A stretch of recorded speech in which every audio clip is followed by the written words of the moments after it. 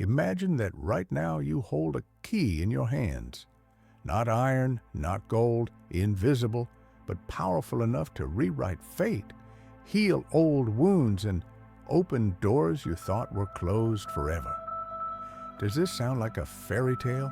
What if I told you that for centuries, Tibetan monks have kept a secret about how to change your karma in just 10 minutes a day? And this secret is not magic, but the profound truth about how the universe works.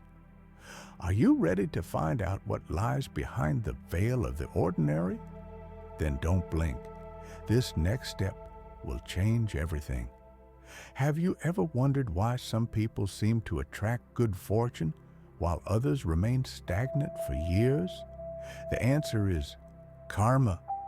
But karma is not a sentence written in stone. It's a river that can be turned. Today, I'm going to show you 3 ancient practices that Tibetan monks use to cleanse the past, rewrite the present, and create a future you've been afraid to dream about. And it doesn't take years of meditating in a cave, just 10 minutes a day and your intention. Warning, after watching this video, your life will never be the same. But be warned, these methods are not for the faint of heart. They require the courage to face your fears, your mistakes, and your own strength. When you're ready, take a deep breath. We're beginning to delve into the secrets that have been kept behind the walls of monasteries for centuries. And the first step is to realize that karma is not a punishment, but a lesson. And lessons, as we know, can be passed with flying colors. Karma is not a chain, it is a fabric. Every thought, word, and deed is a thread that we weave into the fabric of our destiny. And when the fabric is torn or stained, it can be unraveled and rewoven. Tibetan monks believe that you don't have to wait for the next life to change your karma. All it takes is 10 minutes a day and 4 steps that will turn your consciousness upside down. The first step is awareness. Close your eyes. Imagine that you are standing in front of a mirror, but what is reflected is not your face, but all of your actions over the past year. What do you see? Anger, greed, or perhaps inaction? Don't run away from that image. Embrace it. As the Buddha said, "You are the master of your thoughts, not their slave. Consciousness is the light that dispels the darkness of ignorance." Now comes the second step. Purification. In Tibetan monasteries, there is a ritual called the bowl of forgiveness. Every morning, the monks fill the bowl with water and then whisper into it all their regrets, resentments, and mistakes. The water absorbs the weight of these words and then pours out onto the ground, symbolizing liberation. Repeat this at home. Take a glass of water, tell it everything that oppresses your soul, and pour it out with the words, "As the water carries away the dirt, so I let go of my past. Just 2 minutes and you will feel the weight of karma lighten." Step 3 is rewriting. The Buddha taught, "We are what we think." Every night before going to bed, monks do the seeds of the future practice. They sit in silence and for 3 minutes visualize a day of their life. A perfect day filled with joy, kindness, and success. Details are important. Smell the morning, hear the voices of your loved ones. Live this day in your heart. After a week of this practice, you will notice that reality begins to match your thoughts. Why does this happen? Because karma is not an external force, but the energy of your own mind. And finally, step 4, gratitude. In the monasteries of Tibet, there is no word for coincidence. Every event, even the most painful, is considered a lesson. Take a piece of paper and write, "Thank you for your pain, your fears, your losses." Burn that piece of paper and scatter the ashes in the wind. It will take a minute, but the effect will be devastating. You will stop being a victim of circumstances and become a student who is grateful for every experience. And karma, like a wise teacher, will begin to give you new bright lessons. But how does it work? Ask the story of a monk named Dorje.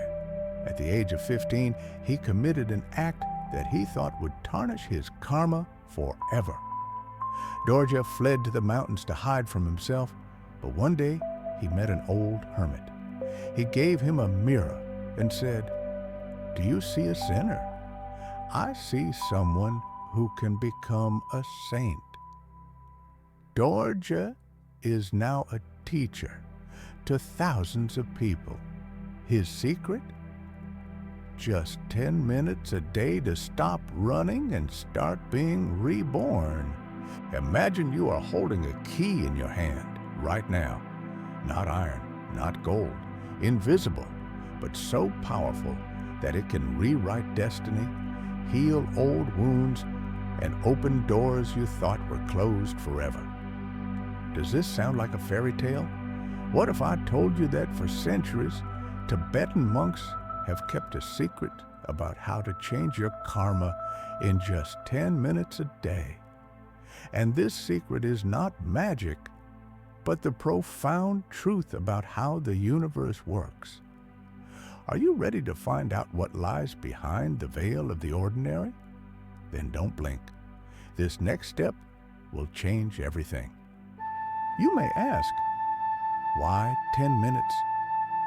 The answer lies in the Buddha's teaching of the golden moment.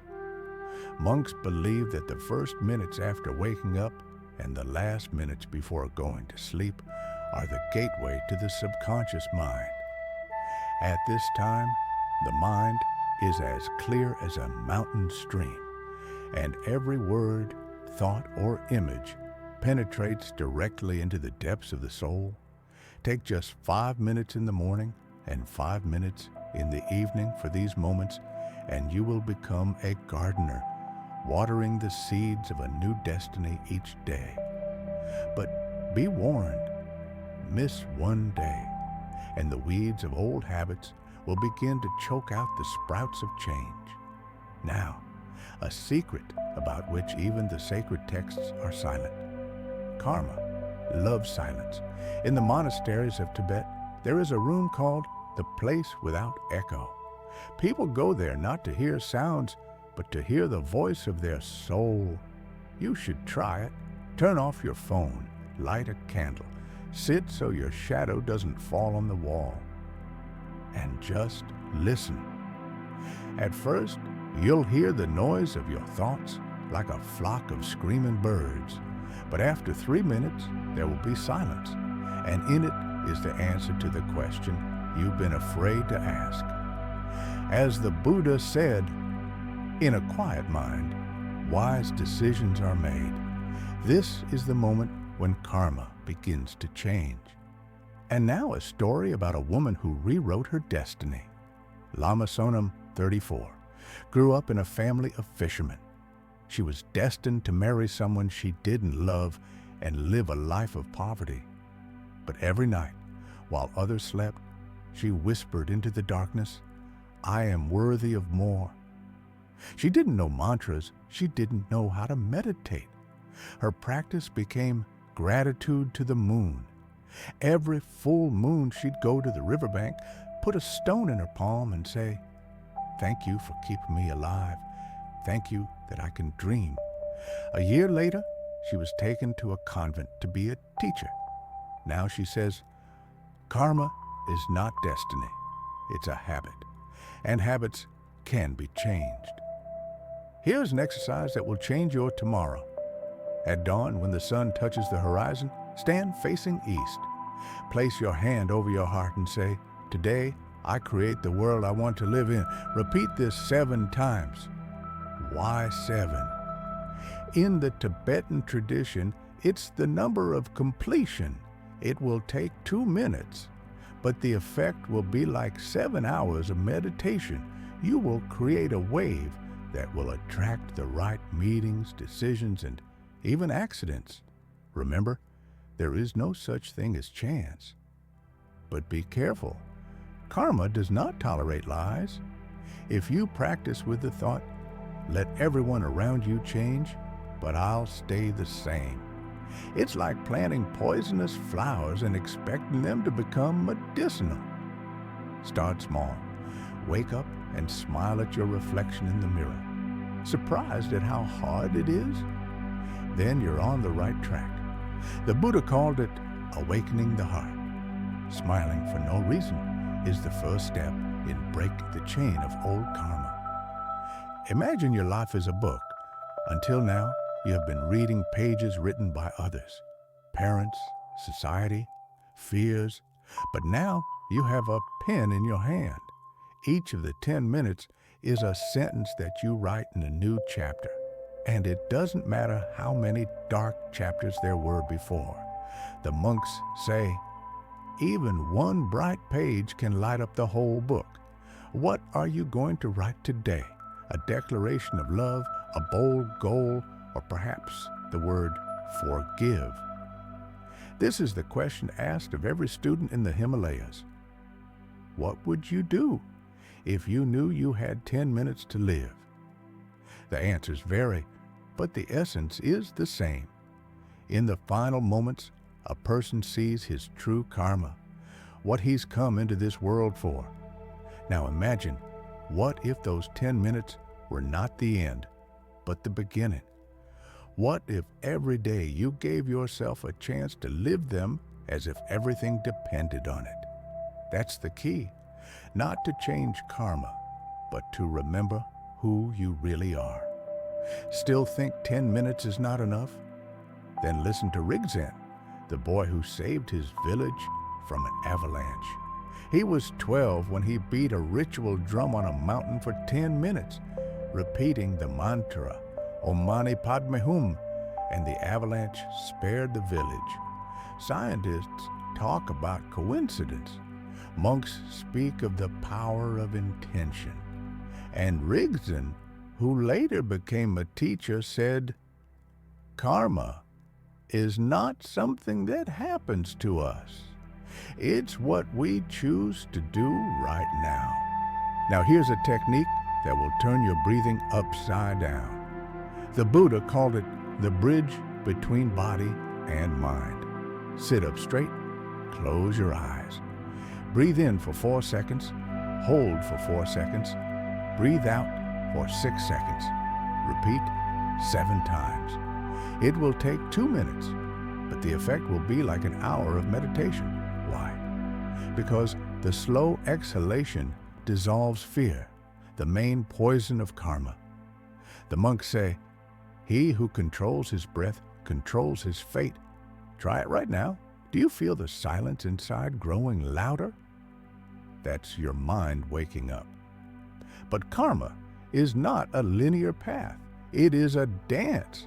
Think of yourself as a candle flame.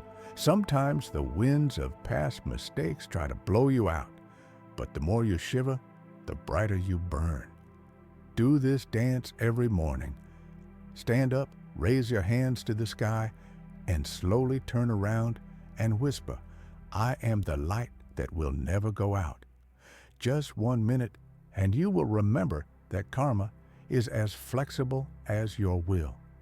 The story of the monk Karmapa, who danced in front of the statue of Buddha until he became enlightened, is proof of this.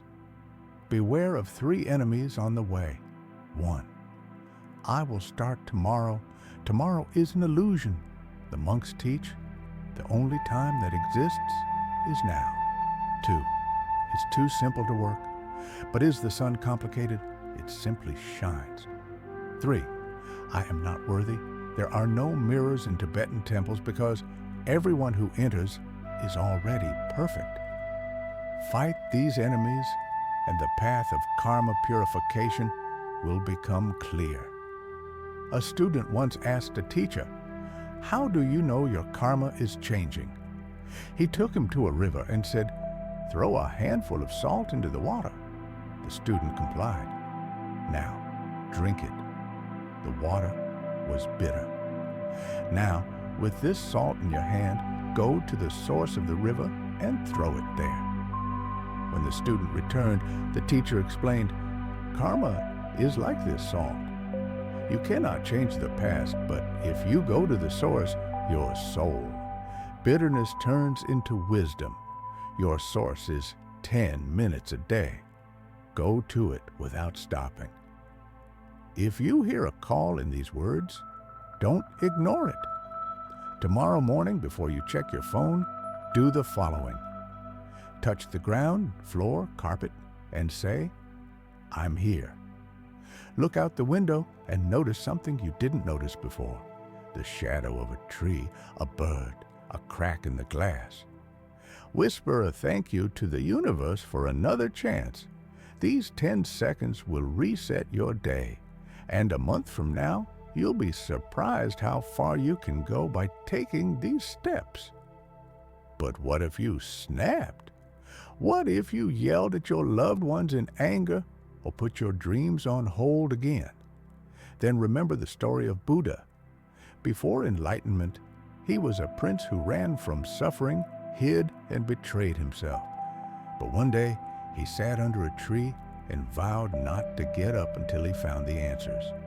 You too can sit under your tree or your 10-minute ritual, even if you fell down yesterday. Today, you are breathing. That means you can start again.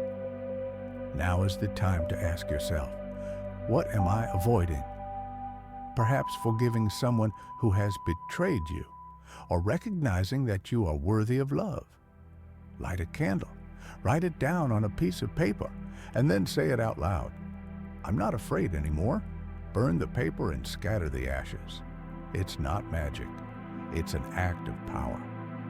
As the monks used to say, the spirit grows not from silence, but from the words we finally dare to say. And one last secret, karma loves laughter. Laughter.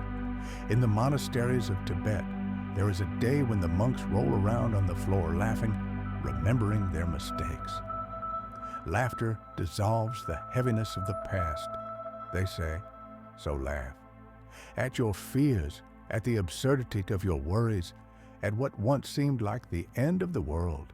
Your karma is not omnipotent, it fears your joy. If these 10 minutes seem too easy to you, you have not understood the main point. Strength is in regularity, not in loud feats, but in a quiet daily dialogue with your own soul. Today, you have learned how monks turn sand into pearls and mistakes into wisdom. But that's just the beginning. Now it's your turn to write your story. And I believe that in a month, you'll come back to this video and say, I did it. Now it's your turn. Write in the comments, I choose light, if you're ready to start the 10-minute practice today. My karma is flexible if you already feel your awareness shifting. Your responses will help me create new videos that will bring power to even the most stagnant hearts. And remember, every like is a signal to the universe that you're ready for change. And every subscription is a step into a community of people who aren't afraid to rewrite their destiny. Thank you for allowing me to be your guide. Remember, somewhere in the Himalayas, a monk is chanting a mantra for your success. And I look forward to seeing you in the next video. See you at the peak of your potential. And remember, you already have the key. Turn it